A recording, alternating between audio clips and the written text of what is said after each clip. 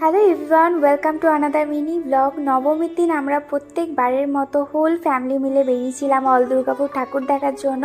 যদিও এই বছরে আমাদের অনেক ঠাকুর আগেই দেখা হয়ে গেছিলো, তাই বাকি যেগুলো ছিল সেইগুলোই দেখার জন্য বেরিয়েছিলাম। তো ফার্স্টেই চলে গেছিলাম আমরা সিমেন্ট কলোনি, তারপরে ওখানে ঠাকুরটা দেখে আমরা চলে গেছিলাম ফুলজোরে। যেহেতু মার্কনি ঠাকুরটা আমাদের আগের দিনই দেখা হয়ে গেছিলো, সেই জন্য বাকিরা মার্কনিতে গেছিলো। তারপরে ওখানে ঠাকুরটা দেখে আমরা চলে গেছিলাম শঙ্করপুরের ঠাকুরটা, যেটার থিমটা আমার দুর্দান্ত লেগেছিল।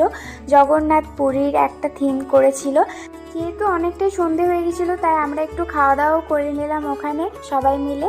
তারপর ওখান থেকে আমরা চলে গেছিলাম সেক্টর 2C-তে। আর ওখানের থিমটা তো আমার দারুণ লেগেছিল, এত সুন্দর কাজের ডিটেলস ছিল, আর মূর্তিটা তো অপূর্ব ছিল দেখতে।